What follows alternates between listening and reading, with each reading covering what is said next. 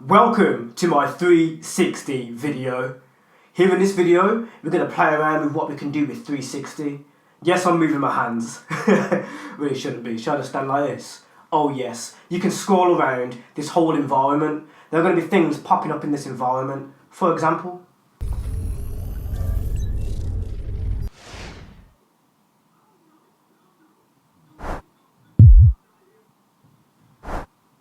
what happens if I put some text here?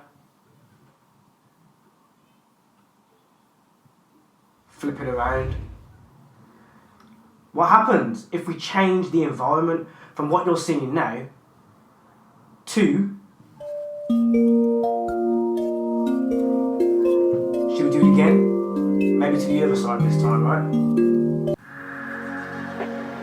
Cool. What about a little bit of a slide or something? You know, it's a...